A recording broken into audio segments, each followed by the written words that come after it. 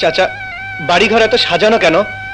আর হেনা কোথায়? সাম্প্রতিক সময়ে সামাজিক যোগাযোগ মাধ্যমে সংলাপটি ব্যাপক আলোচিত হচ্ছে। 1996 সালে মুক্তি পাওয়া প্রেমের সমাধি সিনেমায় সংলাপটি ছিল। পর্দায় ছিলেন আনোয়ার হোসেন ও বাপ্পারাজ, আর ছবিতে হেনা চরিত্রে অভিনয় করেছিলেন শাবনাজ। এই ছবির আরেকজন নায়ক ছিলেন অমিত হাসান। এদিকে ফেসবুকে কেউ কেউ শাবনাজের জীবনসঙ্গী নাইম সহ এমন একটি ফটোকার্ডও ছড়িয়েছেন যেখানে লেখা রয়েছে, বিশ্বাস করুন হেনা আমার কাছে। ভিডিও ক্লিপের পাশাপাশি এই ফটোকার্ড নজরে এসেছে একসময়ের জনপ্রিয় চিত্রনায়ক নাইমের। প্রথম আলোর সঙ্গে আজ সোমবার দুপুরে কথা হয় তার। মজার ছলে তিনি বলেন, আসলেই তো হেনা তো আমার কাছেই। হাসতে হাসতে এই নায়ক বললেন, এই সিনেমা যখন হয়েছে তার আগেই হেনা আমার হয়ে গেছে।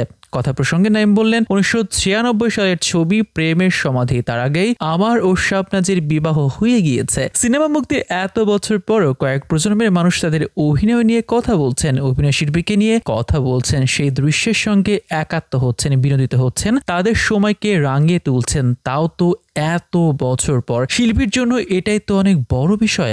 আমাদের বাচ্চারাও ভীষণ মজা পাচ্ছে, সবাই মিলে আমরা ভীষণ উপভোগ করছি। 31 বছরের দাম্পত্য জীবনে নাইম শাবনাজের। তাদের সংসারে আছে 2 কন্যা সন্তান। একজন দেশের বাইরে থেকে বিশ্ববিদ্যালয়ের পাঠ চুকিয়েছেন, আর একজন দেশে পড়াশোনা করছেন। হেনা চরিত্রের প্রসঙ্গে উঠতেই নাইম বলেছেন, এই ভিডিও ক্লিপ হঠাৎ কোথা থেকে সামনে এসেছে কিছুই জানি না, তবে এই ছবি যে মানুষ মনে রেখেছে, সংলাপ থেকে সংলাপ, গান সব উপভোগ করছে, এটা ফেসবুকে বিভিন্ন ধরনের মন্তব্য পড়ে বুঝতে পারছি। আমি ফেসবুকে অনেক ধরনের মন্তব্য পড়লাম। কেউ বলছেন অনেকবার ছবিটি তারা দেখেছেন, কেউ বলছেন আমার প্রেমের সাথে মিলে গেছে। এসব দেখে এটাই উপলব্ধি, শিল্পীর এটাই সবচেয়ে বড় অর্জন। কতগুলো প্রজন্ম এসবের সঙ্গে নিজেদের কানেক্ট করছে, বিনোদিত হচ্ছে, এটাই বা কম কিসের। নাইম তার কথায় আলাদা করে উল্লেখ করলেন বাপ্পারাজের কথা। জানালেন বাপ্পারাজের অভিনয় নিয়মিত হওয়া উচিত, তাকে নিয়ে পরিচালকরা গল্প ভাবতে পারেন, কারণ তিনি দুর্দান্ত একজন অভিনয় শিল্পী। নাইম বললেন, অভিনয় দিয়ে কেউ অ্যাকশন হিরো, কেউ রোমান্টিক হিরো কিংবা কেউ ট্র্যাজেডি কিং